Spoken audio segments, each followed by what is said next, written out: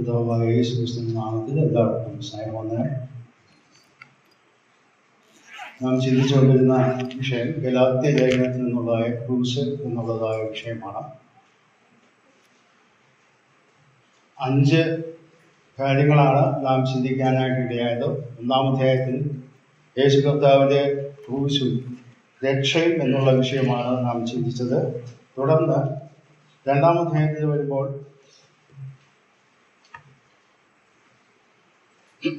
Cruise അതിൻ്റെ അനുഭവം 2-ാം അധ്യായത്തിൽ 20-ാം വാക്യവും 21-ാം വാക്യവും നമ്മൾ വിശദമായിട്ട് ചിന്തിച്ചതാണ്. 3-ാമതായിട്ട് നാം ചിന്തിച്ചത് 3-ാം അധ്യായത്തിൻ്റെ ആദ്യ ഭാഗത്ത് ക്രൂസിൻ്റെ സന്ദേശം അല്ലെ ക്രൂസിൻ്റെ പ്രഖ്യാപനം എന്നുള്ളത് നാം ചിന്തിച്ചു. 4-ാമതായിട്ട് ചിന്തിച്ചത് 3-ാം അധ്യായത്തിൽ തന്നെയുള്ളത് യേശുക്രിസ്തു നമുക്ക് വേണ്ടി ശാപമായി തീർന്നു എന്നുള്ള ആശയത്തിലാണ്. അതായത് ന്യായപ്രമാണത്തിൻ്റെ ശാപം താൻ വഹിച്ച് നമ്മെ സ്വതന്ത്രരാക്കി. 5-ാമതായിട്ട് ക്രൂശും ഉപദ്രവവും എന്നുള്ള വിഷയമാണ് 5-ാം അധ്യായത്തിൻ്റെ 11-ാം വാക്യവും 12-ാം വാക്യവുമാണ് കഴിഞ്ഞ ആഴ്ച നമ്മൾ ചിന്തിച്ച് അവസാനിപ്പിച്ചത്. ഇന്ന് അതിൻ്റെ 6-ാമത്തെ ഭാഗത്തേക്ക് കടക്കാം. ക്രൂശും വിശുദ്ധ ജീവിതവും എന്നുള്ളതാണ് ഇന്നത്തെ വിഷയം. അതിന് ആധാരമായിട്ട് ഗലാത്യ ലേഖനം 5-ാം അധ്യായത്തിൻ്റെ 24-ാമത്തെ വാക്യമാണ് വായിക്കുവാനായിട്ട് ആഗ്രഹിക്കുന്നത്. ഗലാത്യ ലേഖനം 5-ാം അധ്യായത്തിൻ്റെ 24-ാം വാക്യം.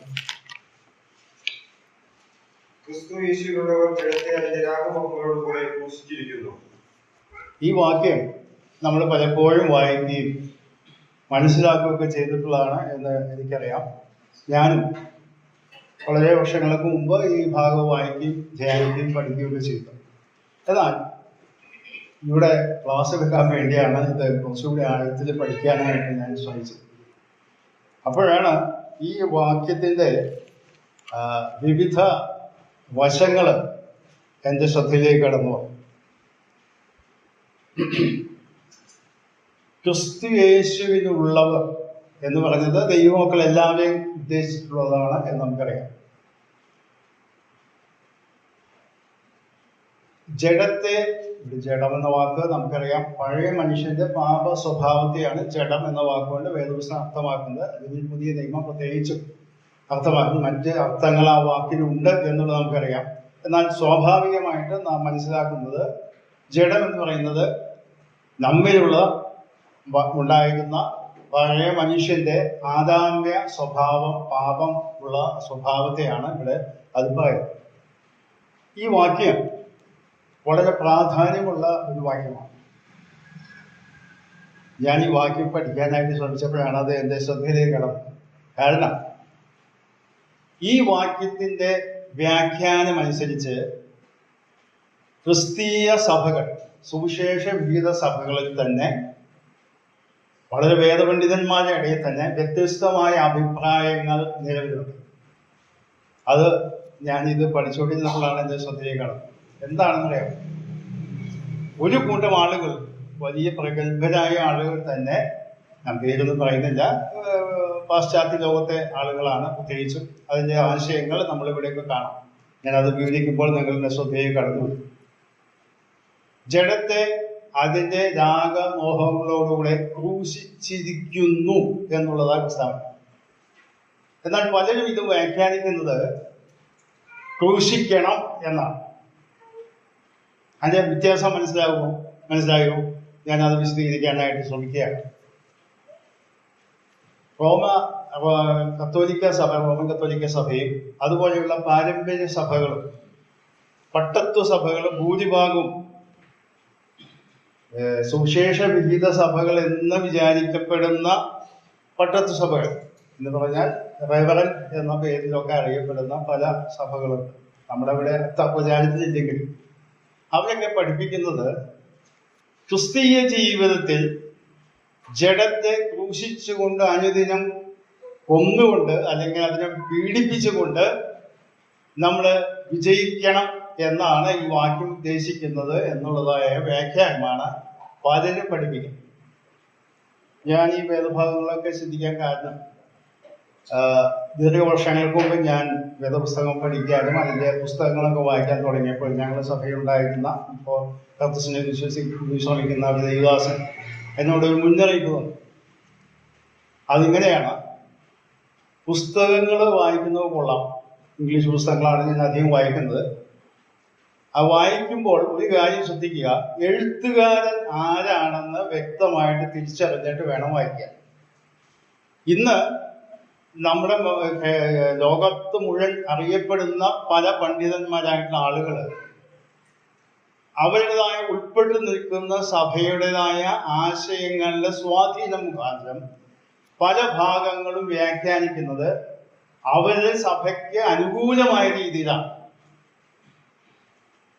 എന്ന് പറഞ്ഞാൽ ഈ വാക്യം വായിക്കുമ്പോഴേ കത്തോലിക്ക സഭ പഠിപ്പിക്കുന്ന ഒരാശയം എന്താണെന്ന് നമുക്ക് അവരെ ഞാൻ ഉദാഹരണം എടുക്കാൻ കാരണം നമുക്ക് പെട്ടെന്ന് അറിയാവുന്നതുകൊണ്ടാണ്. ധ്യാനം കൂടണം, ഉപവാസം അനുഷ്ഠിക്കണം, നൊയമ്പ് നോക്കണം, അങ്ങനെ പല പല സംഭവങ്ങൾ നമ്മുടെ ദൈനംദിന ജീവിതത്തിൽ നാം പാലിക്കണം. അങ്ങനെ പാലിച്ചാൽ മാത്രമേ നമ്മുടെ ജഡ സ്വഭാവത്തെ ക്രൂശിക്കാനായിട്ടുള്ളതായ പ്രവണത നമ്മിൽ വരുള്ളൂ. അങ്ങനെ നമ്മൾ വിജയിക്കണം എന്നുള്ളത് ബ്രദറൻ സഭകളിലും ചിലർക്കൊക്കെ അങ്ങനെ തെറ്റായ ആശയങ്ങൾ കിട്ടിയിട്ട് അത് തെറ്റിദ്ധരിച്ച് മനസ്സിലാക്കിയിട്ടുമുണ്ട്. എന്നാൽ ഇവിടെ പറയുന്ന വാക്ക് നിങ്ങൾ ശ്രദ്ധിക്കുക, ക്രൂശിച്ചിരിക്കുന്നു എന്ന് പറഞ്ഞാൽ മുമ്പ് സംഭവിച്ച ഒരു കാര്യമായിട്ടാണ് വാക്ക് പറയുന്നത്. ക്രൂശിച്ചിരിക്കുന്നു എന്ന് പറഞ്ഞാൽ യേശു കർത്താവിന്റെ ക്രൂശിൽ നാം ബന്ധപ്പെട്ടപ്പോൾ, ഏകീഭവിച്ചപ്പോൾ, ആ ക്രൂശിൽ നാമും ക്രൂശിക്കപ്പെട്ടപ്പോൾ നമ്മുടെ ജഡസ്വഭാവവും അതിൽ ക്രൂശിക്കപ്പെട്ടു. ഇത് ഞാൻ വിശദീകരണത്തിന് ഒരു വാക്യം കൂടി നമുക്ക് വായിക്കാം.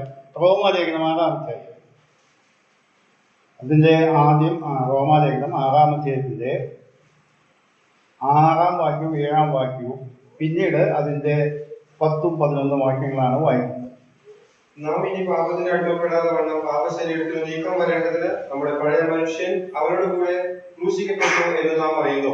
അങ്ങനെ മരിച്ചവൻ പാപത്തിൽ നിന്നും മോചനം പ്രാപിച്ചിരിക്കുന്നു. ഇനി 10-11. അവൻ മരിച്ചത് പാപസംബന്ധമായി ഒരിക്കലായിട്ട് മരിച്ചു, അവൻ ജീവിക്കുന്നതോ ദൈവത്തിന് ജീവിക്കുന്നു. അവണ്ണം നിങ്ങളും പാപസംബന്ധമായി മരിച്ചവർ എന്നും ക്രിസ്തുയേശുവിൽ ദൈവത്തിന് ജീവിക്കുന്നവർ എന്നും നിങ്ങളെ തന്നെ എണ്ണുവിൻ. ഇവിടെ 6-ാം വാക്യത്തിൽ വളരെ വ്യക്തമായിട്ട് പറയുന്നുണ്ട്, നമ്മുടെ പഴയ മനുഷ്യൻ അവനോടുകൂടെ ക്രൂശിക്കപ്പെട്ടു എന്ന് നാം അറിയുന്നു. എന്നിട്ട് അവസാനം പറയുന്നത് എന്താ? 10-ാം വാക്യം 12-ാം വാക്യം അവസാനം, നിങ്ങളെ തന്നെ എണ്ണുവിൻ എന്ന് പറഞ്ഞാൽ യേശു കർത്താവിന്റെ ക്രൂശുമരണത്തിൽ നാം ഏകീഭവിക്കുമ്പോൾ നാമും നമ്മുടെ പഴയ മനുഷ്യനും അവിടെ ക്രൂശിക്കപ്പെട്ടു എന്ന് നാം അറിയണം. അത് നാം അനുദിന ജീവിതത്തിൽ എണ്ണിക്കൊണ്ട് അനുഭവിച്ചുകൊണ്ട് ജീവിക്കാൻ ആവശ്യമുണ്ട്. അല്ലാതെ രക്ഷയുടേതായ പൂർത്തീകരണത്തിന് വേണ്ടി നമ്മുടെ ഭാഗത്തുനിന്ന് എന്തെങ്കിലും പ്രവർത്തനങ്ങൾ ഉൾക്കൊള്ളണം എന്നല്ല ഈ വേദഭാഗം പഠിപ്പിക്കുന്നത്. ഗലാത്യ ലേഖനത്തിലെ വാക്യത്തിലേക്ക് നമുക്ക് കടന്നു വരുമ്പോൾ നമുക്ക് മനസ്സിലാക്കാൻ സാധിക്കും, ആ വാക്യത്തിന്റെ തൊട്ട് മുമ്പുള്ള വാക്യം, ഗലാത്യ ലേഖനം 5-ാം അധ്യായം പ്രത്യേകിച്ച് സ്വാതന്ത്ര്യത്തിന്റെ അധ്യായമാണ്. ആ 5-ാം അധ്യായം ആരംഭിക്കുന്നത് എങ്ങനെയാണ്?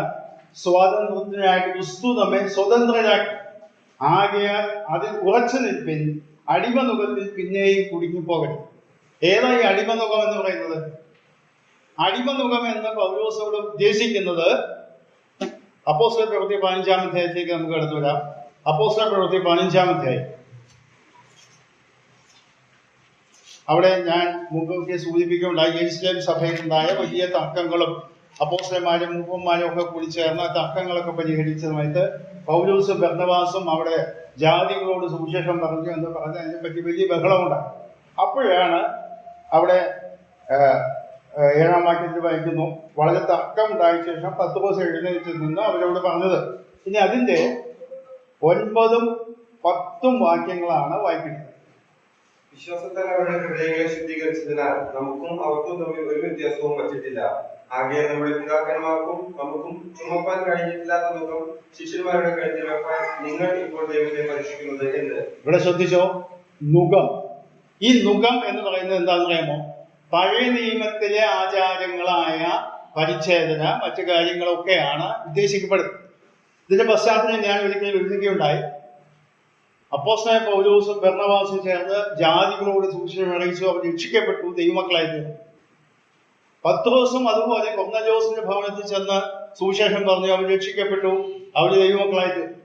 എന്നാൽ ഉണ്ടായ സംഭവം, യെരുശലേമിലെ സഭ യഹൂദന്മാരായ വ്യക്തികളുടെ യഹൂദ പക്ഷപാതികളായിട്ട് ആളുകളുടെ സ്വാധീനത്തിലായിരുന്നുകൊണ്ട് അവര് പറഞ്ഞു, ഇവരെ പരിച്ഛേദന കഴിക്കണം, ഇവർ രക്ഷിക്കപ്പെട്ടവർക്ക് ശരിയാണ്, ദൈവത്തിന്റെ അംഗീകാരം കിട്ടണമെങ്കിൽ ഇവർ പരിച്ഛേദന കഴിക്കും. അപ്പോഴാണ് പത്രോസ് ഇവിടെ പറയുന്ന വാക്ക്, നമ്മുടെ പിതാക്കന്മാർക്കും നമുക്കും ചുമപ്പാൻ കഴിഞ്ഞിട്ടില്ലാത്ത നുകം. ന്യായപ്രമാണത്തിന്റെ കർമ്മങ്ങളെയാണ് ഇവിടെ നുകം എന്ന വാക്കുകൊണ്ട് ഉദ്ദേശിച്ചത്. നുകം എന്ന് പറഞ്ഞാൽ നമുക്ക് പലർക്കും അറിയാം, ചെറുപ്പക്കാർക്ക് മാത്രമേ അറിയാം. കാളയെ കൂട്ടി ഉഴുതുകൊണ്ടിരിക്കുമ്പോഴേ ആ കഴുത്തിൽ വെക്കുന്ന നുകം, ആ കാളയ്ക്കോ അല്ലെങ്കിൽ ആ മൃഗത്തിനോ യാതൊരു സ്വാതന്ത്ര്യവുമില്ല. ഈ നുകത്തിന്റെ കീഴിൽ വേണം ഈ ഉഴുതു മറിക്കാനായിട്ട്. അങ്ങനെ യാതൊരു സ്വാതന്ത്ര്യമില്ലാതെ ഈ കർമ്മങ്ങൾ അനുഷ്ഠിക്കുന്ന കാര്യത്തെയാണ് അവിടെ നുകമെന്ന്. ഈ കാര്യമാണ് ഗലാത്യ ലേഖനത്തിൽ അവിടെ പറയുന്നത്, അടിമ നുകത്തിൽ പിന്നെയും കുടുങ്ങിപ്പോകരുത്. അഥവാ അല്ലയോ ഗലാത്യരെ, നിങ്ങള് പരിച്ഛേദന എടുക്കണമെന്ന് നിർബന്ധിക്കുന്നവരോട് അനുഭാവപൂർണമായ സമീപനം സ്വീകരിക്കുന്നുണ്ടെങ്കിൽ നിങ്ങളൊരു കാര്യം മനസ്സിലാക്കണം, അത് ഒരു നുകമാണ്. അതിൽ നിന്നുള്ള സ്വാതന്ത്ര്യമാണ് ക്രിസ്തു നൽകിയത്. 13-ാം വാക്യത്തിലേക്ക് വരിക, ഗലാത്യ ലേഖനം 5:13. സഹോദരന്മാരെ, നിങ്ങൾ സ്വാതന്ത്ര്യത്തിനായി വിളിക്കപ്പെട്ടിരിക്കുന്നു.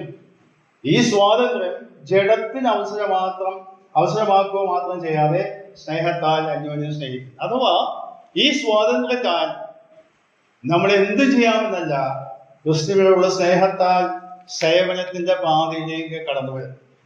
ഈ ഇതൊക്കെ ഈ നാം വായിച്ച വേദവാക്യത്തിന്റെ പശ്ചാത്തലമാണ്.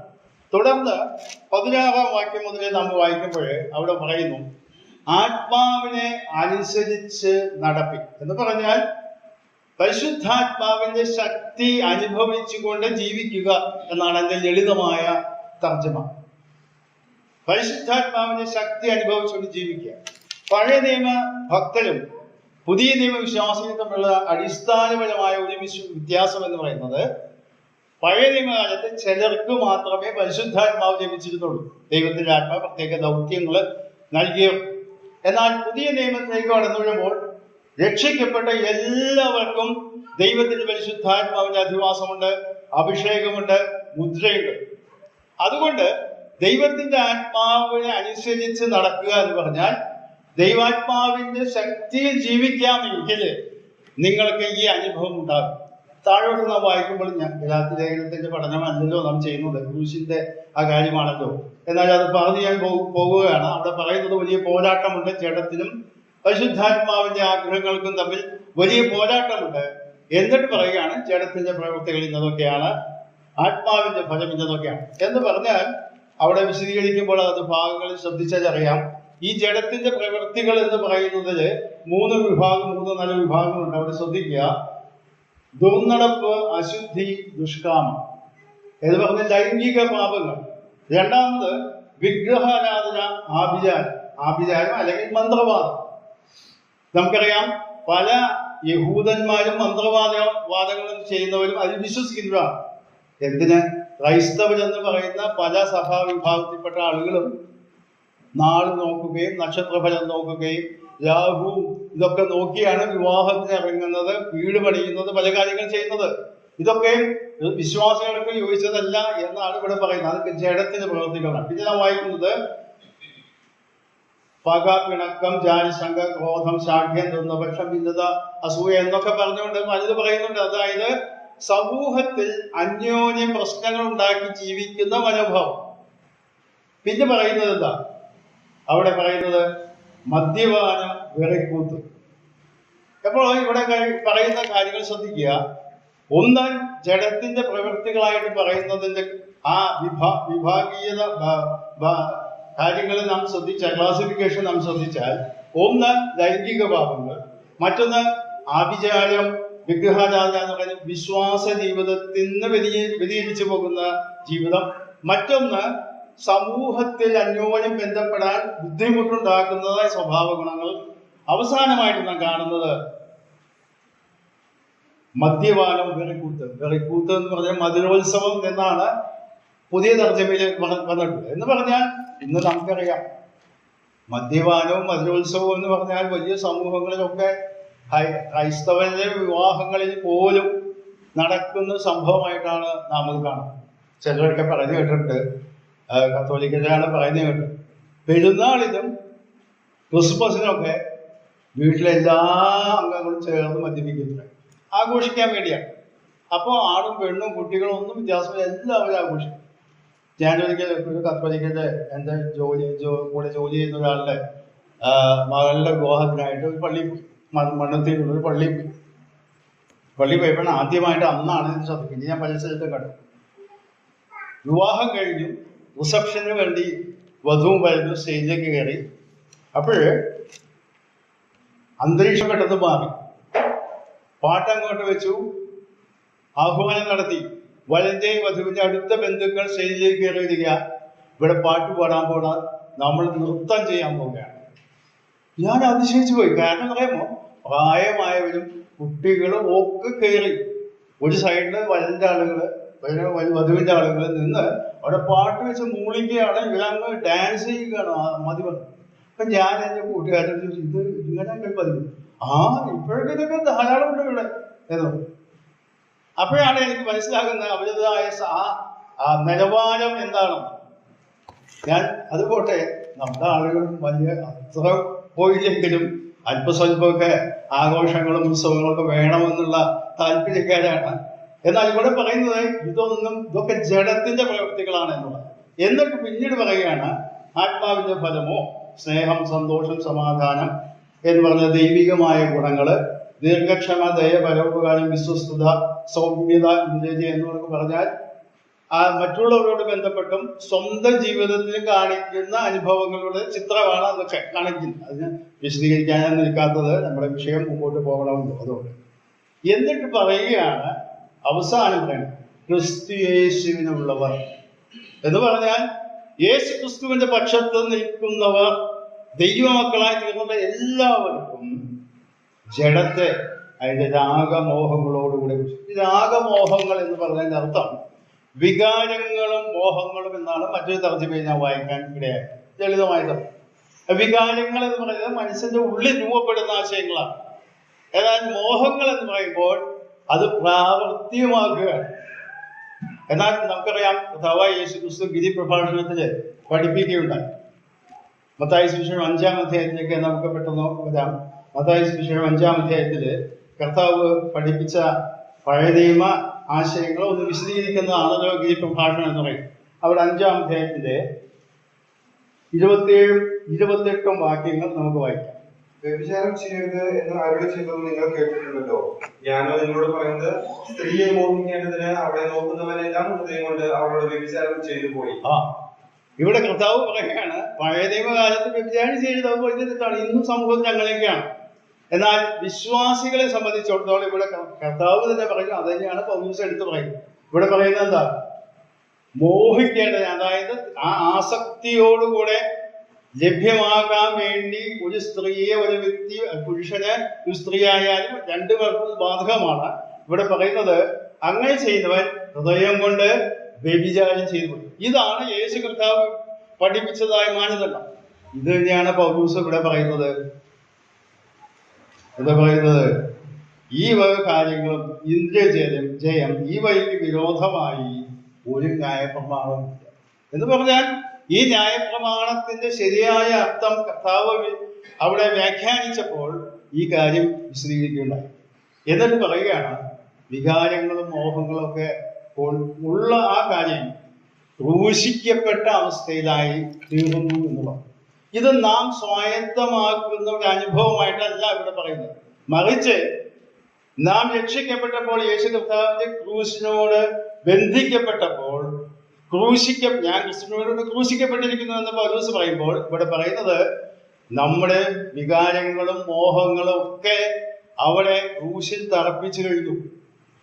ഇനി നാം അതിന് അടിമകളല്ല, നാം സ്വതന്ത്രരാണ്.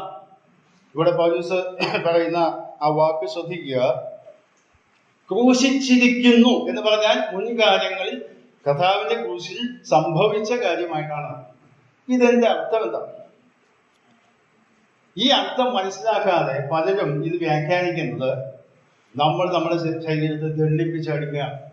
ഈ ദണ്ഡിപ്പിച്ചടിമയാക്കുക എന്ന പ്രയോഗം നമുക്കറിയാം. 1 Corinthians 9 അപ്പോസ്തലൻ പൗലോസ് പറയുന്നുണ്ട്. അവിടെ പറയുന്ന പശ്ചാത്തലം, അവിടെ ഓട്ടക്കളത്തിൽ ഓടുന്നവർ എല്ലാവരും വിരുദ്ധ പ്രാപിക്കുന്നില്ല, ഒരുവനെ വിരുദ്ധ പ്രാപിക്കുന്നുള്ളൂ, അതുകൊണ്ട് വിരുദ്ധ പ്രാപിക്കാൻ തക്കവണ്ണം ഓടുവിൻ എന്ന് പറഞ്ഞിട്ട് പിന്നീട് പറയുന്ന കാര്യമാണ്, ഞാനും മറ്റുള്ളവരോട് പ്രസംഗിച്ചതിന് ശേഷം കൊള്ളരുതാത്തവനായി പോകാതിരിപ്പാൻ എന്നാണ് നമ്മുടെ മലയാളം തർജ്ജമ. ശരിയായ അർത്ഥം അയോഗ്യനായി തീരാതെ വണ്ണം എന്ന് പറഞ്ഞാൽ പ്രതിഫലം ലഭിക്കാതെ പോകാതിരിക്കത്തക്കവണ്ണം ഞാൻ എൻ്റെ ശരീരത്തെ കർശനമായി, അവിടെ ദണ്ഡിപ്പിച്ച് അടിമയാക്കുന്നു എന്നതിന്റെ ശരിയായ ആശയം കർശനമായി നിയന്ത്രിച്ച്, വളരെ ശക്തമായി ഉള്ള സാഹചര്യങ്ങളെ നിയന്ത്രിച്ച് ഞാൻ സൂക്ഷിക്കുന്നു എന്നാണ് ആ വാക്കിന്റെ അർത്ഥം. എന്ന് പറഞ്ഞാൽ പ്രതിഫലം നഷ്ടപ്പെട്ടു പോകാം. പൗലോസ് പറയും, ഞാൻ വലിയ പ്രസംഗിയാണ്, ഞാൻ മറ്റുള്ളവരോടൊക്കെ പ്രസംഗിക്കുകയാണ്, അപ്പൊ എനിക്ക് എന്റെ സ്വാഭാവികമായ വിചാരം എന്താ, എനിക്ക് വലിയ പ്രതിഫലങ്ങൾ, ഈ കേൾവിക്കാരൊക്കെ വലിയ പ്രതിഫലം എനിക്കുണ്ടെന്നാണ്. പൗലോസ് അവിടെ തുറന്നു പറയുകയാണ്, ഞാൻ പ്രസംഗിച്ചു, ഈ പ്രസംഗിച്ചിട്ട് ഞാൻ തന്നെ ആ പ്രസംഗിച്ച കാലത്ത് എതിരായി ജീവിച്ചാൽ എന്റെ പ്രതിഫലം ദൈവസന്നിധി ഇല്ലാതെ പോയി. അതുകൊണ്ട് ഞാൻ എന്ത് ചെയ്യുന്നു, ഞാൻ പ്രസംഗിച്ചു കഴിഞ്ഞാൽ എന്റെ ശരീരത്തെ ഞാൻ വളരെ കർശനമായി നിയന്ത്രിച്ച് എന്റെ വികാരങ്ങളെയും മോഹങ്ങളെയൊക്കെ ക്രിസ്തുവിന്റെ ക്രൂശിനോട് തർപ്പിച്ചതാണെന്നുള്ളത് ഓർത്തുകൊണ്ട്, റോമലേഖനത്തിലെ ഭാഷ്യം പറഞ്ഞാൽ ദിവസേന എണ്ണിക്കൊണ്ട് തിരിച്ചറിഞ്ഞുകൊണ്ട് ഞാൻ ജീവിക്കാനായിട്ട് ബാധ്യസ്ഥനാണ്. എന്നാൽ ഇത് എങ്ങനെ സാധിക്കും എന്നാണ് ഇവിടെ പറയുന്നത്. അതിന്റെ തൊട്ടടുത്ത വാക്യം നമുക്ക് വായിക്കാം. 25-ാം വാക്യം, ആത്മാവിനാൽ നാം ജീവിക്കുന്നുവെങ്കിൽ ആത്മാവിനെ അനുസരിച്ച് നടക്കുകയും ചെയ്യുക. 2 വാക്കുകളാണ് ഇവിടെ ഞാൻ ശ്രദ്ധയ്ക്ക് കൊണ്ടുവരാൻ ആഗ്രഹിക്കുന്നത്. 16-ാം വാക്യത്തിൽ പറയുന്നു ആത്മാവിനെ അനുസരിച്ച് നടക്കുന്നു. ഇവിടെ പറയുന്നു ആത്മാവിനാൽ നാം ജീവിക്കുന്നു എങ്കിൽ ആത്മാവിനെ അനുസരിച്ച് നടക്കുക. 16-ാം വാക്യത്തിൽ പറയുന്നത് പരിശുദ്ധാത്മാവിന്റെ ശക്തി അനുഭവിച്ച് ജീവിച്ചാൽ നിങ്ങൾക്ക് ജഡത്തെ കീഴ്പ്പെടുത്തി ജീവിക്കാം. 2-ാമത് വാക്യം 25-ാം വാക്യത്തിൽ പറയുമ്പോൾ ആത്മാവിനോട് ചേർന്ന് നടന്നാൽ, walking in line with him എന്നാണ് ഇംഗ്ലീഷിൽ പറയുന്നത്. എന്ന് പറഞ്ഞാൽ ഒരു വ്യക്തി, നമുക്കറിയാം, ചെറിയ കുട്ടികളെ കൊണ്ട് പോകുമ്പോൾ അവരൊക്കെ ഈ കൈയൊക്കെ വിട്ട് ഓടിപ്പോകാനായിട്ട് ശ്രമിക്കും. അപ്പോഴാണ് അപകടങ്ങളൊക്കെ ഉണ്ടാകുക. എന്നാൽ ഈ രക്ഷിതാവിന്റെ കൈ പിടിച്ച് ചേർന്ന് പോവുകയാണെങ്കിൽ അപകടമില്ലാതെ. ഇവിടെ പൗലോസ് പറയുന്ന അതേ പ്രയോഗമാണ്. എന്താണ് പറയുന്നത്, ആത്മാവിനാൽ നാം ജീവിക്കുന്നുവെങ്കിൽ, അതായത് ജീവിക്കുന്നത് കൊണ്ട് എന്ന് വായിക്കാം, ആത്മാവിനെ അനുസരിച്ച് നടക്കുക. എന്നാൽ ആത്മാവിനോട് ചേർന്ന് നടക്കുക, ആത്മാവിന്റെ നിയന്ത്രണത്തിൽ നടക്കുക എന്നുള്ളതാണ്. ഈ വാക്യം ഞാൻ വായിച്ചപ്പോഴേ ഇത് വളരെയധികം ശക്തമായി എനിക്ക് തന്നെ ബോധ്യപ്പെട്ട വാക്യമാണ്. പലപ്പോഴും നമ്മുടെ നിത്യജീവിതത്തിൽ ചില സാഹചര്യങ്ങളൊക്കെ നമ്മൾ സംസാരിക്കുകയും പെരുമാറുകയും ഇടപെടുകയും ചെയ്യുമ്പോൾ നാം ദൈവിക സാന്നിധ്യത്തെ വിസ്മരിച്ചുകൊണ്ടാണ് ഈ കാര്യങ്ങളൊക്കെ ചെയ്യുന്നത്. നിങ്ങൾക്ക് അനുഭവിച്ചാലറിയാം. പലപ്പോഴും ഞാനും നിങ്ങളും, വ്യത്യാസമൊന്നുമില്ല, നിങ്ങളും ഒരുപോലെയില്ല. പലപ്പോഴും നമ്മുടെ ജീവിതത്തിന്റെ ഇടപാടുകളിൽ, സംസാരത്തിലായാലും പെരുമാറ്റത്തിലായാലും പ്രവർത്തനങ്ങളിലായാലും ഒക്കെ പലപ്പോഴും നമ്മൾ ദൈവിക സാന്നിധ്യം, ദൈവം എന്നോട് കൂടെയുണ്ടെന്നും ദൈവത്തിന്റെ പരിശുദ്ധാത്മാവ് എൻ്റെ ഉള്ളിൽ വസിക്കുന്നുണ്ടെന്നും ആ പരിശുദ്ധാത്മാവിന്റെ നിയന്ത്രണത്തിൽ ഞാൻ ജീവിക്കണം എന്നുള്ളതും വിസ്മരിച്ചുകൊണ്ടാണ് പലപ്പോഴും നാം മുമ്പോട്ട്. അതുകൊണ്ടാണ് ഇവിടെ പൗലോസ് ഓർപ്പിക്കുന്നത്, ക്രൂശിന്റെ ഒരു അനുഭവം എന്ന് പറയുന്നത് രാഗമോഹങ്ങളോടെ ക്രൂശിക്കപ്പെട്ടു. ദൈവം നമ്മെ കാണുന്നത് യേശു കർത്താവിന്റെ ക്രൂശിനോട് ബന്ധിക്കപ്പെട്ടവനായി ക്രൂശിക്കപ്പെട്ട അവസ്ഥയിലാണ്. അപ്പോൾ എൻ്റെ ജഡമോഹങ്ങളും രാഗമോഹങ്ങളും എല്ലാം തന്നെ അവിടെ ക്രൂശിക്കപ്പെട്ടിരിക്കുകയാണ്. എന്നാൽ അത് അല്ലാതെ എന്ന് വരുമ്പോൾ എങ്ങനെയാണ് മനസ്സിലാക്കാൻ കഴിയുന്നത്? അതിനാണ് ഈ തൊട്ട് മുമ്പുള്ള കാര്യങ്ങൾ. നമ്മുടെ ജീവിതത്തിൽ ജഡത്തിന്റെ പ്രവൃത്തികൾ വെളിപ്പെടുന്നുണ്ടെങ്കിൽ നാം ദിവസം പ്രതി എണ്ണിക്കൊണ്ട് ജീവിക്കുന്നില്ല എന്നാണ് ഞാൻ. അതേസമയം നാം ആത്മാവിന്റെ ഫലം പുറപ്പെടുവിക്കാനായിട്ട് നമ്മെ തന്നെ പരിശുദ്ധാത്മാവിനെ അനുവദിക്കുമെങ്കിൽ ക്രൂശിക്കപ്പെട്ട അനുഭവം ദിവസം പ്രതി എണ്ണിക്കൊണ്ടാണ് ജീവിക്കുന്നത് എന്നുള്ള കാര്യം നമുക്ക് ബോധ്യപ്പെടും.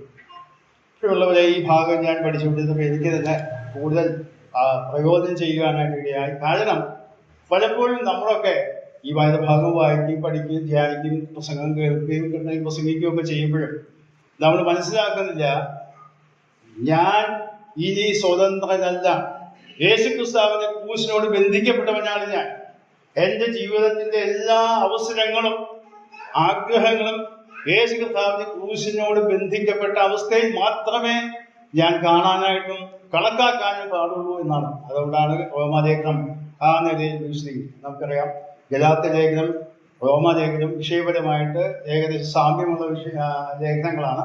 ഗലാത്യ ലേഖനം ആദ്യം എഴുതി, അതിനുശേഷം തൊട്ട് പിന്നാലെയാണ് റോമാലേഖനം എഴുതിയത്. അപ്പൊ റോമാലേഖനത്തിൽ കൂടുതൽ വിഷയങ്ങളുണ്ട് എങ്കിലും ഈ വിഷയങ്ങളൊക്കെ തന്നെ ഒന്നുകൂടി വിശദീകരിച്ച് അവിടെ പറയുന്നതായിട്ട് കാണാൻ സാധിക്കും. അതുകൊണ്ടാണ് റോമലേഖനത്തിലെ വാക്യവും കൂടെ ഇവിടെ വായിച്ച് കേൾപ്പിക്കാൻ. പഴയ മനുഷ്യൻ ക്രൂശിക്കപ്പെട്ടിരിക്കുന്നു എന്നുള്ള തിരിച്ചറിവ് എണ്ണിക്കൊണ്ട് ജീവിക്കാൻ നമുക്ക് കഴിഞ്ഞാൽ നമ്മുടെ ആത്മാവിന്റെ ഫലം പ്രവർത്തിക്കുന്നതായി ജീവിക്കാൻ കഴിയും. ദൈവാത്മാവിന്റെ നിയന്ത്രണത്തിൽ ജീവിക്കാൻ കഴിയും. ദൈവാത്മാവ് എന്നിൽ വസിക്കുന്നുള്ള ബോധ്യവും അനുദിന ജീവിതത്തിൽ മനസ്സിലാക്കിക്കൊണ്ട് മുമ്പോട്ട് പോകുവാനും നമുക്ക് കഴിയും. ദൈവത്തിന്റെ ആത്മാവ് നമ്മെ സഹായിക്കട്ടെ. ഈ കാര്യങ്ങളൊക്കെ മനസ്സിലാക്കി പഠിക്കുകയും ചെയ്യുമ്പോൾ നമ്മുടെ ജീവിതങ്ങളെ ക്രമീകരിക്കുവാനും ദൈവത്തിന് പ്രയോജനമുള്ളവരായി ജീവിക്കാനും ദൈവം നമ്മെ സഹായിക്കുമാറാകട്ടെ. അടുത്ത ഭാഗത്തേക്ക് ഞാൻ കിടക്കുകയാണ്. 7-ാമത്തെ ക്രൂശും പ്രശംസയും എന്നുള്ളതാണ് വിഷയം. ക്രൂശിന്റെ പ്രശംസ. അപ്പോസ്തലൻ പൗലോസ് ഈ ഭാഗം എഴുതുമ്പോൾ ഫിലിപ്പി ലേഖനത്തിലെ ഒരു ഭാഗം നമുക്കറിയാം. താൻ പ്രശംസിച്ചിരുന്നത് തന്റെ യഹൂദ മതത്തിന്റെ ഇതിലാണ്. ഫിലിപ്പി ലേഖനത്തെ വായിക്കുന്നുണ്ട് 3-ാം അധ്യായത്തിൽ വരുമ്പോൾ, ഞാൻ 8-ാം നാളിൽ പരിച്ഛേദനയേറ്റവനാണ്, ഇബ്രാഹിമിൽ ജനിച്ച ഇബ്രാഹിമൻ, ന്യായപ്രമാണം സംബന്ധിച്ച് പരീശൻ എന്നൊക്കെ പറഞ്ഞ് വലിയ അഹങ്കാരത്തോടുകൂടെ ജീവിച്ചിരുന്ന വ്യക്തി യേശു ക്രിസ്തുവിനെ കണ്ടുമുട്ടിയപ്പോൾ പറഞ്ഞു, ഇതെല്ലാം ഞാൻ ചപ്പും ചവറുമെന്ന് എണ്ണുന്നു എന്ന് പറഞ്ഞുകൊണ്ടാണ് ആ ഭാഗം അവസാനിക്കുന്നത്. ഈ ആശയത്തിന്റെ ഒരു മറ്റൊരു പ്രതിഫലനമാണ് 6-ാം അധ്യായത്തിന്റെ 14-ാം വാക്യം. എനിക്കോ നമ്മുടെ കർത്താവായ യേശു ക്രിസ്തുവിന്റെ ക്രൂശിലല്ലാതെ പ്രശംസിപ്പാൻ ഇടവരുത്. അവനാൽ ലോകം എനിക്കും, ഞാൻ ലോകത്തിന് ക്രൂശിക്കപ്പെട്ടിരിക്കുന്നു. മതി. ഇവിടെ അപ്പോസ്തലൻ പൗലോസ് ഇപ്പോൾ പറയുകയാണ്, ശൗൽ എന്ന ആ പരീശൻ, ഇപ്പോൾ അപ്പോസ്തലൻ പൗലൂസ് എന്ന പേരിൽ അറിയപ്പെടും. ശൗലിന്റെ തന്നെ പേരാണ് പൗലൂസ് എന്നുള്ളത്. അതായത് ശൗല് പൗലൂസായി മാറിയതല്ല, ശൗലിന്റെ യഹൂദനാമം. പൗലൂസ് എന്ന് പറയുന്നത് അവരുടെ റോമൻ രീതിയിലുള്ളതായ പേര് തന്നെയാണ്. പൗൽ എന്നാണ് ആ വാക്കിന്റെ അർത്ഥം, അല്ലെങ്കിൽ പൗലൂസ് എന്ന് മലയാളത്തിൽ പറയും. അല്ലാതെ വേറൊരു പേര് സ്വീകരിച്ചതല്ല. അപ്പോസ്തലപ്രവൃത്തി 14-ാം അധ്യായം വായിച്ചാൽ എന്തറിയാം, പൗലൂസ് എന്ന് പേരുള്ള ശൗൽ, അല്ലെങ്കിൽ ശൗൽ എന്ന് പേരുള്ള പൗലൂസ് എന്ന് പറഞ്ഞുകൊണ്ടാണ് അതിനുശേഷം പിന്നീട് പൗലൂസ് എന്ന പേരിലാണ് അറിയപ്പെട്ടത്. അതുകൊണ്ട് കാരണം ജാതികളുടെ അപ്പോസ്തലനാണ് താൻ, അതുകൊണ്ട് തന്റെ യഹൂദ പേരിന് വലിയ പ്രസക്തി കൊടുക്കാതെ താൻ മുമ്പോട്ട് പോയി എന്ന് മാത്രമേ ഉള്ളൂ. ഇവിടെ നാം വായിക്കുന്നത് എനിക്കോ, ആ വാക്കിന്റെ അർത്ഥം എന്താ? അപ്പോൾ മറ്റു ചിലരെ കൂടി മുമ്പ് കണ്ടുകൊണ്ടാണ് പറയുന്നത്. അഗ്രചർമ്മികളായിട്ടുള്ള ആളുകളെ അധിക്ഷേപിച്ചുകൊണ്ട് യഹൂദന്മാർ പറഞ്ഞു, ഇവിടെ അഗ്രചർമ്മികളാണ്, പരിച്ഛേദനക്കാരല്ല, പരിച്ഛേദനയേറ്റാലേ രക്ഷ പൂർണ്ണമാകുകയുള്ളൂ എന്ന് പറഞ്ഞവർ നിർബന്ധിക്കുകയും അതിനുവേണ്ടി പ്രേരിപ്പിക്കുകയും ചെയ്തപ്പോഴേ ഇവിടെ നാം കാണുന്നത് 13-ാം വാക്യത്തിൽ വായിക്കുന്ന 6-ന്റെ പരിച്ഛേദനക്കാർ 12-ാം വാക്യത്തിന്റെ അവസാനത്തിൽ പരിച്ഛേദനയേൽപ്പാൻ നിർബന്ധിക്കുന്നു എന്ന് പറഞ്ഞാൽ പരിച്ഛേദന ഏൽപ്പിക്കാൻ നിർബന്ധിക്കുന്നതിന്റെ കാരണം അതിലാണ് അവർ പ്രശംസിക്കുന്നത്. ഒരു യഹൂദനെ സംബന്ധിച്ചിടത്തോളം അവന് വലിയ പ്രശംസയുള്ള കാര്യമാണ്, ഞാൻ യഹൂദനാണ്, ദൈവത്തിന്റെ ജാതിയാണ്. ഞാൻ കഴിഞ്ഞ ആഴ്ച അത് ഓർപ്പിക്കുണ്ടായി, എന്തുകൊണ്ടാണ് പരിച്ഛേദന അബ്രഹാമിന് നൽകിയത് അല്ലെങ്കിൽ ഇസ്രായേൽ ജനത്തിന് നൽകിയതെന്ന്. എന്നാൽ ആ ലക്ഷ്യത്തിൽ നിന്നൊക്കെ അവർ വ്യതിചലിച്ചുകൊണ്ട് ഇപ്പോൾ അവിടെ അതിൽ മാത്രം പ്രശംസിക്കുകയാണ്. യഹൂദൻ എന്ന് പറഞ്ഞാൽ പരിച്ഛേദനയുള്ളവരാണ്, ഞങ്ങൾ അതുകൂടെ വന്നാൽ ദൈവത്തിന് പ്രസാദകരമാകുകയുള്ളൂ. ഇവിടെ പൗലോസ് പറയുകയാണ് എനിക്കോ, അവരെ അപേക്ഷിച്ച് ഇവിടെ പറയുകയാണ് എനിക്കോ നമ്മുടെ കർത്താവായ യേശു ക്രിസ്തുവിന്റെ ക്രൂശിലല്ലാതെ പ്രശംസിപ്പാൻ ഉള്ളവര്. ആ വാക്കിന്റെ പ്രയോഗം ശ്രദ്ധിക്കുക. നമ്മുടെ കർത്താവായ യേശു ക്രിസ്തു, എന്തെങ്കിലും നമ്മുടെ എന്ന് പറഞ്ഞതിന്റെ അർത്ഥം യേശു ക്രിസ്തുവായിട്ടൊരു വ്യക്തിപരമായ ബന്ധം പൗലോസിനുണ്ടായി. നമുക്കൊക്കെ ഉണ്ടായി. അതുകൊണ്ടാണ് പറയുന്നത് നമ്മുടെ എന്ന് പറഞ്ഞാൽ ഒരു ചില ആശയങ്ങളോ പ്രമാണങ്ങളോ ചില പള്ളികളിലൊക്കെ അതിന്റെ വിശ്വാസ പ്രമാണങ്ങൾ അംഗീകരിക്കണം. അതാണ് അതിന്റെ അവര് സഭയെ അംഗമാകാനുള്ളതായ ഒരു നിബന്ധന. എന്നാൽ ഇവിടെ പറയുന്നത് അങ്ങനെയല്ല. യേശു ക്രിസ്തുവായിട്ടുള്ള വ്യക്തിപരമായ ബന്ധത്തിലൂടെ ലഭ്യമായിരിക്കുന്ന അവസ്ഥയാണ് ഇവിടെ പറയുന്നത് നമ്മുടെ. കർത്താവായ യേശു, കർത്താവ് എന്ന് പറഞ്ഞാൽ ദൈവമാണ്. യേശു എന്ന് പറഞ്ഞാലോ രക്ഷിതാവായി വന്ന മനുഷ്യരുടെ രക്ഷിതായി വന്ന യേശു. ക്രിസ്തു എന്ന് പറയുമ്പോഴോ അത് ദൈവത്തിന്റെ അഭിഷിക്തൻ എന്നാണ് ആ വാക്കിന്റെ. അപ്പോൾ എനിക്കോ നമ്മുടെ കർത്താവായ യേശു ക്രിസ്തു ക്രൂശിലല്ലാതെ പ്രശംസിപ്പാൻ ഇടവരുത്. ഞാൻ ഈ ക്ലാസ്സുകൾ ആരംഭിക്കുമ്പോൾ സമയത്ത് പറയുകയുണ്ടായി, ക്രൂശിനെ വണങ്ങുകയും വന്ദിക്കുകയും ചെയ്യുന്ന ആളുകള് അവരൊക്കെ ആ ക്രൂശ് രൂപം നോക്കിയാൽ ആ ക്രൂശിൽ ക്രിസ്തുവിന്റെ രൂപം എന്നൊക്കെ പിന്നീടാണ് രൂപപ്പെടുന്നത്. അതുകൊണ്ടാണ് ഞാൻ അന്ന് കൃഷ്ണൻകുട്ടി സോഹന്റെ പ്രസംഗത്തിന്റെ വാക്യം ഉദ്ധരിച്ച് പറഞ്ഞത്. എന്താ പറഞ്ഞത്? യേശുവില്ലാത്ത ക്രൂശ് വെറും കൊലയായുധമാണ്, അതായത് ആളുകളെ കൊല്ലാനുള്ള ആയുധമാണ്. കുരിശില്ലാത്ത യേശു വെറും ആദർശ പുരുഷനാണ്. എന്നാൽ ക്രൂശിക്കപ്പെട്ടവനായ ക്രിസ്തു ദൈവശക്തിയാണ് എന്ന് പറഞ്ഞുകൊണ്ടാണ് അദ്ദേഹം പ്രസംഗം ആരംഭിച്ചത്. ആ വാക്കാണ് ഇവിടെ ഈ വാക്കിൽ നിന്നാണ് ലഭിക്കുന്നത്. കർത്താവായ യേശു ക്രിസ്തുവിന്റെ ക്രൂശിലല്ലാതെ പ്രശംസിപ്പാൻ ഇടവരും. ഈ പ്രശംസിക്കുക എന്ന വാക്കുകൊണ്ട് ഉദ്ദേശിക്കുന്നത്, നമ്മൾ സാധാരണ വിചാരിക്കുന്നത് പ്രശംസിക്കുക എന്ന് വെച്ചാൽ വളരെ സന്തോഷത്തോടെ ഇപ്പൊ നമ്മുടെ കുടുംബാംഗങ്ങളോ മക്കളോ അല്ലെങ്കിൽ ആരെങ്കിലുമൊക്കെ ഉന്നതമായ പരീക്ഷയൊക്കെ പാസ്സായി അല്ലെങ്കിൽ നല്ല സ്ഥാനത്തേക്കൊക്കെ എത്തിയാൽ നമ്മൾ വളരെ പ്രശംസയോടുകൂടി പറയാം, എന്താ ഞങ്ങളുടെ കുടുംബത്തിൽപ്പെട്ടതാ അല്ലെങ്കിൽ ഞങ്ങളുടെ വീട്ടിലുള്ള ആളാ അത് വളരെ പ്രശംസയോടുകൂടി പറയും. എന്നാൽ ആ ആശയത്തിൽ മാത്രമല്ല ഈ വാക്ക് ഉപയോഗിച്ചിട്ടുള്ളത്. റോമാലേഖനം 5-ാം അധ്യായത്തിലേക്ക് നമുക്ക് കടന്നു വരാം. റോമാലേഖനം 5-ാം അധ്യായം പൗലോസ് എഴുതിയ മറ്റൊരു ലേഖനമാണ്. അവിടെ 2-3 പ്രശംസിക്കുന്ന വിഷയങ്ങളെ പറ്റി പറയുന്നു. അവിടെ ഇങ്ങനെയാണ് വായിക്കുന്നത്. അതിന്റെ 2-ാം വാക്യത്തിന്റെ അവസാന ഭാഗം, നാം ദൈവ തേജസ്സിന്റെ പ്രത്യാശയിൽ പ്രശംസിക്കും. തുടർന്ന് നാം വായിക്കുമ്പോൾ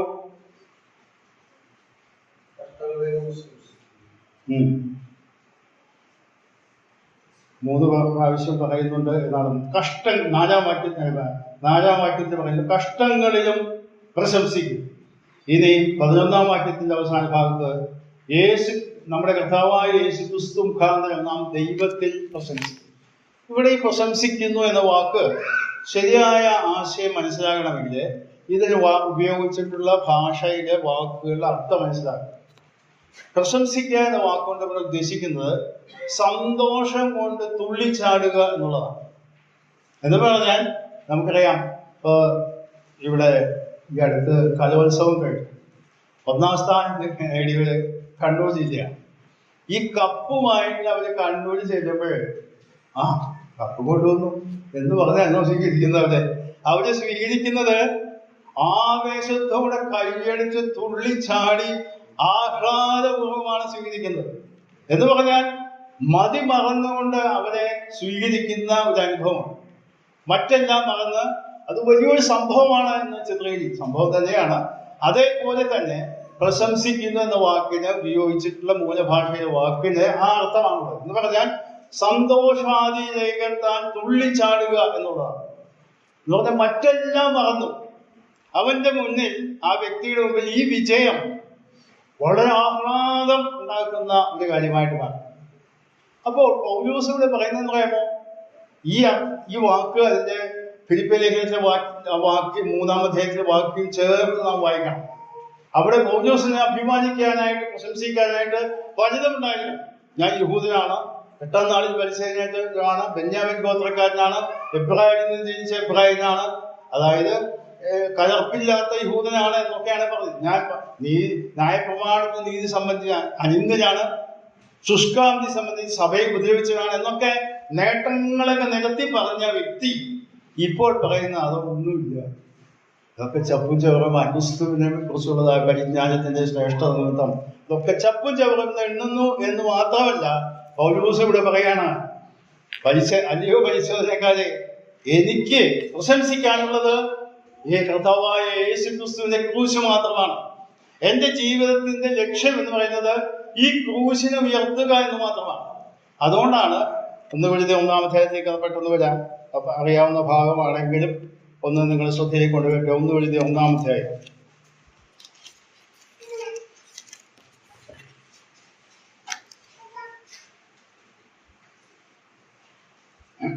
അതില് 22 മുതൽ 25 വരെയുള്ള വാക്യം. യഹൂദന്മാർ അടയാളം ചോദിക്കുകയും യവനന്മാർ ജ്ഞാനം അന്വേഷിക്കുകയും ചെയ്യുന്നു. ഞങ്ങളോ ക്രൂശിക്കപ്പെട്ട ക്രിസ്തുവിനെ പ്രസംഗിക്കുന്നു. യഹൂദന്മാർക്ക് ഇടർച്ചയും ജാതികൾക്ക് മോശത്വവുമെങ്കിലും യഹൂദന്മാരാകട്ടെ യവനന്മാരാകട്ടെ വിളിക്കപ്പെട്ട ഏവർക്കും ദൈവശക്തിയും ദൈവജ്ഞാനവുമായ ക്രിസ്തുവിനെ തന്നെ.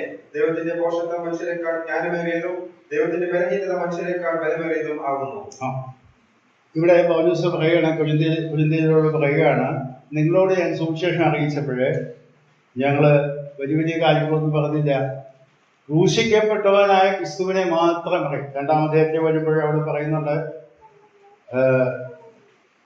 2-ാം വാക്യത്തിൽ ക്രൂശിക്കപ്പെട്ടവനായ യേശു ക്രിസ്തുവിനെ അല്ലാതെ മറ്റൊന്നും അറിയാത്തവനായി നിങ്ങളുടെ ഇടയിൽ ഇരിക്കണം എന്ന് ഞാൻ നിർണയിച്ചു എന്ന് പറഞ്ഞാൽ ഇവിടെ പറയുന്നത്, മറ്റുള്ളവരെ നോക്കുമ്പോൾ ക്രൂശിക്കപ്പെട്ട വ്യക്തി.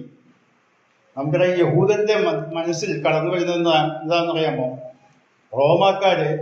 റോമൻ ഗവൺമെന്റ്, റോമക്കാർ എന്ന് പറഞ്ഞാൽ കത്തോലിക്കരെ അല്ല ഉദ്ദേശിക്കുന്നത്, റോമൻ ഗവൺമെന്റ് ഇത് അപമാനത്തിന്റെ ഒരു കാര്യമായിട്ടാണ് കണക്കാക്കിയത്. ക്രൂശ് എന്ന് പറഞ്ഞാൽ അപമാനത്തിന്റെ വീക്ഷണമാണ്. എന്ന് പറഞ്ഞാൽ ഏറ്റവും മോശക്കാരനായ കുറ്റവാളിയെയാണ് ക്രൂശിനെ തറപ്പിച്ചു കൊല്ലുന്നത്.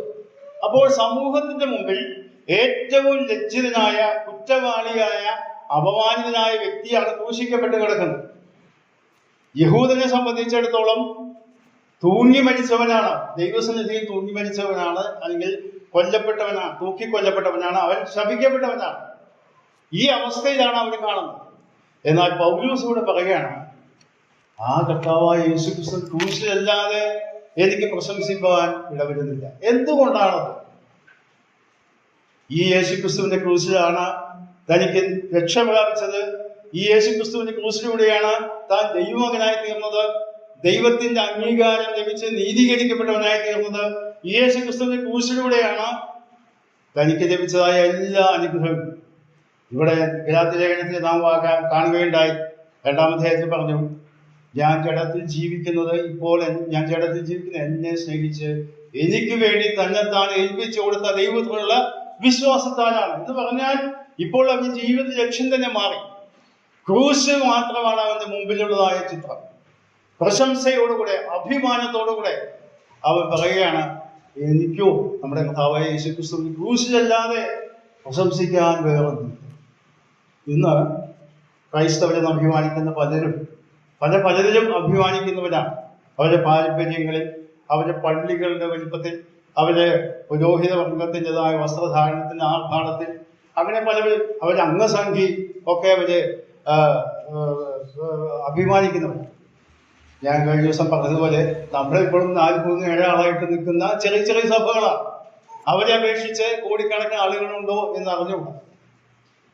ഞാൻ അടുത്ത കാലത്ത് പുസ്തകം വായിക്കുകയുണ്ടായി. ആ പുസ്തകത്തിൽ എഴുതിയിട്ടുള്ളത് എല്ലാ ക്രൈസ്തവ വിഭാഗങ്ങളുടെയും ജനസംഖ്യയും കണക്കൊക്കെ കേരളത്തിലുള്ളവരെ ഇട്ടിട്ടുണ്ട്. എന്നിട്ട് പെന്തക്കോസ്ത് വിഭാഗങ്ങൾ എന്ന് ഇങ്ങനെ പറഞ്ഞിട്ട് പിന്നെ സംഘടനകളെ കുറിച്ച് പറയും. അവര് സംഘടിതമായ ഒരു സംവിധാനത്തിൽ അല്ലാത്തതുകൊണ്ട് അവരുടെ കണക്കെടുക്കാനോ കൃത്യമായ സഭകൾ എത്രയുണ്ടെന്ന് പറയാനോ കൃത്യമായ ജനസംഖ്യ അവരെ എടുക്കാനോ നിർവാഹമില്ല എന്നാണ് ആ പുസ്തകത്തിൽ എഴുതിയത്. ക്രൈസ്തവൻ എന്ന് പേരുള്ള ഒരാളാണെങ്കിലും അദ്ദേഹം വിശ്വാസിയല്ല. അപ്പൊ അദ്ദേഹം പല സഭകളെ കുറിച്ച് എഴുതിയ കൂട്ടത്തിൽ എഴുതിയതാണ്. ബ്രദറുകാര് അവരുടെയൊക്കെ പല സ്ഥലങ്ങളിലുണ്ട്. പക്ഷെ അതിന്റെ എണ്ണം എടുക്കാനോ ആൾക്കാരുടെ എണ്ണം എത്രയുണ്ടെന്നോ എത്ര സഭകളെന്നോ ഒരു കണക്കെടുക്കാൻ നോക്കില്ല. അത് ഇവര് അങ്ങനെ പ്രവർത്തിക്കാൻ താല്പര്യപ്പെടാത്തവരാണ്. ദൈവവചനം മാത്രമാണ് അവരുടെ അടിസ്ഥാനം എന്നൊക്കെ അയാളെ എഴുതി വെച്ച് കണ്ടപ്പോൾ എനിക്ക് അതിശയം തോന്നി. കാരണം പറയുമോ, നാം വിചാരിക്കുന്നതിനേക്കാൾ നമ്മെ കുറിച്ച് അന്വേഷിക്കുകയും പഠിക്കുകയും മനസ്സിലാക്കുകയും ഒക്കെ ചെയ്യുന്ന ആളുകൾ ഈ കേരളത്തിൽ തന്നെയുണ്ട്. മലയാളത്തിലാണ് പുസ്തകമുള്ളത്. അപ്പോൾ അത് വായിച്ചപ്പോഴാണ് എനിക്ക് അതിശയം തോന്നി. എന്നാൽ ക്രൈസ്തവർ എന്ന് പറയുന്ന, കത്തോലിക്കൻ എന്ന് പറയുന്ന, അല്ലെങ്കിൽ മറ്റു വിഭാഗങ്ങളൊക്കെ പറയുന്നത് അവരുടേതായ അംഗസംഖ്യയിൽ അഭിമാനിക്കുന്നവരാണ്, അവരുടേതായ ആർഭാടങ്ങളിൽ അഭിമാനിക്കുന്ന, പള്ളികളുടേതായ, ഞാനിന്ന് വൈകാട് പള്ളി പെരുന്നാളാണ്. അവിടെ ഒക്കെ ആളുകൾ വളരെ വലിയ പള്ളികളാണ്. ഒക്കെ നെല്ലിക്കുളം പള്ളി തന്നെ വളരെ ചെറിയ പള്ളിയായിട്ട് എൻ്റെയൊക്കെ ചെറുപ്പകാലത്ത് വളരെ ചെറിയ ഒരു ഇതായിരുന്നു. വളരെ വലിയ പള്ളിയായി ആയിരക്കണക്കിന് കുടുംബങ്ങളുണ്ട് അവിടെ. അപ്പോൾ അതിലൊക്കെ അഭിമാനിക്കുന്നവരാണ്. ഇവിടെ പൗലോസ് പറയാണ്, അല്ലയോ പരിച്ഛേദനക്കാരെ, നിങ്ങൾ അഭിമാനിക്കുന്നത് നിങ്ങളുടെ പരിച്ഛേദനയിലാണ്. എന്നാൽ അതിലല്ല എനിക്ക് അഭിമാനിക്കാനുള്ളത്. നമ്മുടെ കർത്താവായ യേശു ക്രിസ്തുവിനെ ക്രൂശിലല്ലാതെ പ്രശംസിക്കാനുള്ളത്. അത് തൊട്ടടുത്ത വാചകവും കൂടെ നിങ്ങളുടെ ശ്രദ്ധയെ കൊണ്ടുവരാൻ ആഗ്രഹിക്കുന്നു. അവനാൽ ലോകം എനിക്ക്, ഞാൻ ലോകത്തിനും ക്രൂശിക്കപ്പെട്ടിരിക്കും. ശ്രദ്ധിക്കുക, യേശു ക്രിസ്തുവിനാൽ ഞാൻ ലോകത്തിനും, ലോകം എനിക്കും ക്രൂശിക്കപ്പെട്ടിരിക്കും. ഈ ഭാഗം ഞാൻ മനസ്സിലാക്കാനായിട്ട് ഒന്ന് ശ്രമിച്ചപ്പോഴേ അത് മനസ്സിലായ കാര്യം, യേശു കർത്താവ് ഭൂമിയിലായിരുന്നപ്പോൾ തൻ്റെ പക്ഷപാത പ്രാർത്ഥന യോഹന്നാന്റെ സുവിശേഷം 17-ാം അധ്യായത്തിൽ നാം കാണുന്നുണ്ട്. അവിടെ പറയുന്ന ഒന്ന് രണ്ട് വാക്കുകൾ നിങ്ങളുടെ ശ്രദ്ധയിലേക്ക് കൊണ്ടുവരാം. യോഹന്നാന്റെ സുവിശേഷം 17-ാം അധ്യായത്തിന്റെ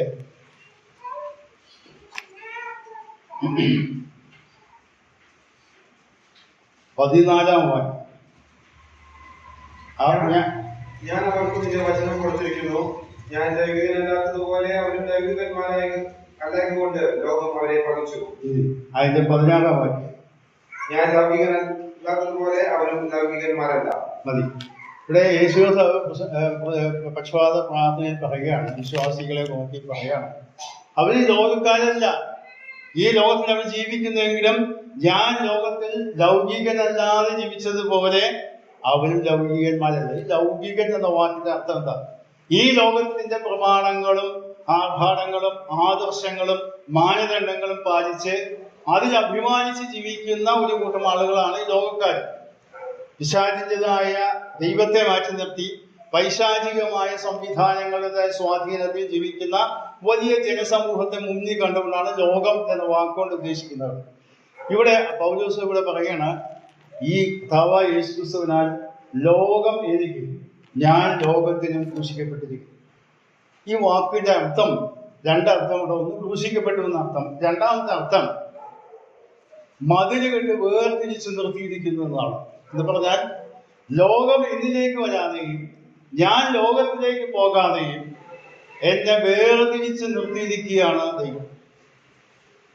നമുക്കറിയാം, യോബിന്റെ പുസ്തകം നാം പഠിക്കുമ്പോഴേ അത് എടുത്ത് വായിക്കണ്ട, ഈ ഒരു ശൈലി അവിടെ കാണാൻ സാധിക്കും.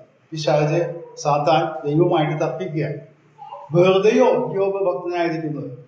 എന്നിട്ട് പറഞ്ഞ വാചകമാണ് എന്താ? നീ അവനും അവന്റെ സമ്പത്തിന് ചുറ്റും വേലി കെട്ടി സൂക്ഷിച്ചിരിക്കുക. ആദ്യകാലത്തും ഈ പ്രയോഗമൊക്കെ നിലവിലും എന്ന് പറഞ്ഞാൽ കാര്യം ലോക പിശാചിൻ്റെതായ ആക്രമണം ഇല്ലാതിരിക്കാൻ വേലി കെട്ടി സൂക്ഷിക്കപ്പെട്ടവനായിരുന്നു യോബ് എന്നാണ് സാത്താൻ പറയുന്നത്. കാരണം സാത്താൻ അവനെ ആക്രമിക്കാനായിട്ട് കഴിയുന്നില്ല. ഇവിടെ ലോകത്തിന്റെ കാര്യമാണ് പൗലോസ് പറയുന്നത്. ലോകം പറയുന്നത് ലോകം എന്നിലേക്ക് വരാതെയും ഞാൻ ലോകത്തിലേക്ക് വരാതെയും ക്രൂശിന്റെ അനുഭവത്തിൽ ഞാൻ ജീവിക്കണം. അവിടെ വായിക്കുന്നത് അവനാൽ ലോകം എനിക്കും, ഞാൻ ലോകത്തിനും ക്രൂശിക്കപ്പെട്ടിരിക്കും. ഈ ക്രൂശിന്റെ മറ്റൊരു അനുഭവമാണ് ഇവിടെ കാണുന്നത്. ഞാൻ ലോകത്തിലേക്ക് പോകാതെയും ലോകം എന്നിലേക്ക് പ്രവേശിക്കാതിരിക്കാനും ഞാൻ ക്രൂശിന്റെ അനുഭവമുള്ളവനായി ജീവിച്ചാൽ കഴിയും എന്നാണ് ഇവിടെ പൗലോസ് സ്ഥാപിക്കുന്നത്. അതുകൊണ്ട് ക്രൂശിൽ ഞാൻ പ്രശംസിക്കുന്നു എന്നാണ്. ഇതിന്റെ ആശയം നമ്മൾ ഒന്ന് ശ്രദ്ധിച്ച് മനസ്സിലാക്കിയാലേ ദൈവമക്കളെ എന്തുകൊണ്ടാണ് ഈ ലോകത്തിന്റെ ആകർഷണങ്ങൾക്കും ലോകത്തിൻ്റെതായ കാര്യങ്ങളിലേക്ക് ഇത്രമാത്രം ആകർഷിക്കപ്പെട്ട് മുമ്പോട്ട് പോകുന്നത്? നമ്മൾ ഈ ദിവസങ്ങളിലൊക്കെ കേട്ടുകൊണ്ടിരിക്കുന്ന ഒരു കാര്യമാണ്. പെന്തക്കോസ്തുകാരുടെ 102ാമത്തെ 83ാമത്തെ ഒക്കെ കൺവെൻഷൻ നടന്നു കുമ്പനാട് വെച്ച്. അവിടെ ഞാൻ യൂട്യൂബിൽ കാണുകയാണ് VD സതീശൻ, അതായത് പ്രതിപക്ഷ നേതാവിന്റെ സുവിശേഷ പ്രസംഗം. അദ്ദേഹം കൊരിന്ത്യർ ലേഖനത്തിൽ വാക്യങ്ങളൊക്കെ എടുത്തുകൊണ്ട് വിശ്വസ്തരായിരിക്കണം എന്ന് പറഞ്ഞുകൊണ്ട് അദ്ദേഹം ആ വാക്യങ്ങളൊക്കെ ഉദ്ധരിച്ചുകൊണ്ട് പ്രസംഗിക്കുന്നത് കേട്ടിട്ട് യൂട്യൂബിൽ എഴുതിക്കാണ് VD സതീശന്റെ സുവിശേഷ പ്രഭാഷണം. വേദിയാണെന്ന് പറയും. പെന്തക്കോസ്ത് പാസ്റ്റർമാരിനെ നിരന്നിരിക്കുക, അവിടെ കയറി കാണുമ്പോൾ എന്ന് പറഞ്ഞാൽ വ്യത്യാസമൊന്നും മനസ്സിലാകുന്നില്ല. ലോകവും ജഡവും ആത്മീക മണ്ഡലമൊക്കെ ഇടകലർന്ന് ഒരുമിച്ച് പോവുകയാണ്. ഇവിടെ പറയുകയാണ് ക്രൂശ് നമ്മെ എന്ത് ചെയ്യുന്നു, ലോകത്തിലേക്ക് ഇറങ്ങിപ്പോകാതെ വേണം ക്രൂശിനോട് ബന്ധിക്കപ്പെട്ടവരായി നാം നിൽക്കണം. ലോകം എന്നിലേക്ക് വരാതിരിക്കാൻ ക്രൂശ് എനിക്ക് തടയണം. ഞാൻ ക്രൂശിക്കപ്പെട്ടവനാണ്. അതാണ് ഇവിടെ എന്നർത്ഥം. ഞാൻ വേലി കെട്ടി അല്ലെങ്കിൽ മതിൽ കെട്ടി ഞാൻ ഭിത്തി കെട്ടി സംരക്ഷിച്ചിരിക്കുകയാണ് ക്രൂശ്.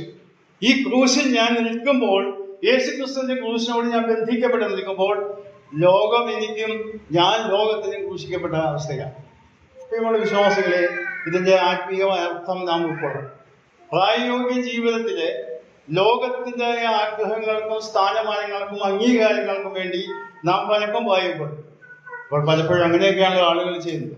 അവരുടേതായ ഞങ്ങളും മോശക്കാരല്ല, ഞങ്ങളും ഇവിടെ കഴിവുള്ളവരാണ്, ഞങ്ങൾക്കും ഇവിടെ ചില സ്ഥാനമാനങ്ങൾ വേണം എന്നൊക്കെ ആവശ്യപ്പെട്ടുകൊണ്ടിരിക്കുന്ന സമൂഹമായിട്ട് ക്രിസ്തീയ സമൂഹങ്ങൾ വേർപെട്ട ദൈവജനം എന്ന് പറയുന്നവരായിക്കൊണ്ടിരിക്കുമ്പോഴേ ഇവിടെ പറയുകയാണ്, അവനാൽ ലോകമെനിക്കും ഞാൻ ലോകത്തിനും ക്രൂശിക്കപ്പെട്ടു. ഇവിടെ ക്രൂശിച്ചതായ ആ അനുഭവം പറയുകയാണ്. നമുക്കറിയാം, 2-ാം അധ്യായത്തില് പൗലോസ് പറഞ്ഞു, ഞാൻ ക്രൂശിക്കപ്പെട്ടിരിക്കുന്നു, ക്രിസ്തുവിനോടുകൂടെ ക്രൂശിക്കപ്പെട്ടിരിക്കുന്നു, ജീവിക്കുന്ന ഞാനല്ല. 3-ാം അധ്യായത്തിലേക്ക് വരുമ്പോൾ ശാപത്തിന്റെ ക്രൂശിൽ ഞാൻ ബന്ധിക്കപ്പെട്ടതുകൊണ്ട്, ശാപം കർത്താവ് വഹിച്ചതുകൊണ്ട് ഞാൻ സ്വതന്ത്രനായി തീർന്നിരിക്കുന്നു. 5-ാം അധ്യായത്തിലേക്ക് വരുമ്പോൾ നാം പറയുന്നത് അങ്ങനെയാണ്, ക്രൂശിൻ്റെതായ അനുഭവത്തിൽ ഞാൻ ജീവിക്കുമ്പോൾ രാഗമോഹങ്ങളുടെ ജഡത്തെ ക്രൂശിക്കപ്പെട്ടതായിട്ട് ഞാൻ എണ്ണിക്കൊണ്ട് ജീവിപ്പാൻ ആ ക്രൂശിലേക്ക് നോക്കിയാൽ യേശു കർത്താവിന് മാത്രമല്ല എന്നെയും കൂടെ കാണണം എന്നാണ്. ഇവിടെ പൗലോസ് സമാപിക്കുകയാണ്, പറഞ്ഞ് അവസാനിപ്പിക്കുകയാണ്, ലോകമെനിക്കും ഞാൻ ലോകത്തിന് ക്രൂശിക്കപ്പെട്ടിരിക്കുന്നു. അതുകൊണ്ട് എനിക്ക് പ്രശംസിപ്പാനുള്ളത് നമ്മുടെ കർത്താവായ യേശു ക്രിസ്തുവിനെ ക്രൂശിമാണ്. പ്രിയമുള്ള ദൈവമക്കളെ, ഞാൻ എൻ്റെ വിഷയം കൂടെ അവസാനിപ്പിക്കട്ടെ. കർത്താവായ യേശു ക്രിസ്തുവിന്റെ ക്രൂശിൻ്റെതായ പ്രാധാന്യം ഈ നാളുകളിൽ നാം ചിന്തിക്കുവാനായിട്ടും പഠിക്കാനായിട്ടും ഈ നിലയിൽ ചിന്തിക്കുവാനൊക്കെ ആയിട്ട് ദൈവം അവസരമൊരുക്കി. അത് ദൈവത്തെ സ്തുതിക്കുന്നു. ഇവിടെയുള്ള ദൈവജനത്തോട് ചേർന്ന് ചില നാളുകൾ ദൈവനെ പങ്കുവയ്ക്കാനായിട്ട് അവസരം ലഭിച്ചത് ഞാൻ സഭയോട് ഉള്ളവനാണ്. മാത്രമല്ല, നേരത്തെ കേട്ടതുപോലെ വിദോത്സവത്തിൻ്റെതായ ഒരു സഹായം കാര്യത്തിൽ ഇവിടെ കടന്നു വരാനും പോകാനൊക്കെ എനിക്ക് ബുദ്ധിമുട്ടാണ്. തൻ്റെയും കാര്യത്തിൽ കഴിഞ്ഞാൽ അദ്ദേഹത്തോട് നന്ദി ഈ സമയത്ത് ഞാൻ അറിയിക്കുകയാണ്. നിങ്ങളെല്ലാവരെയും സഹകരണത്തിനും പ്രാർത്ഥനയ്ക്കും ഞാൻ നന്ദി പറഞ്ഞുകൊണ്ട് എൻ്റെ വാക്കുന്നു. ദൈവം നമ്മെ സഹായിക്കുന്നതാണ്.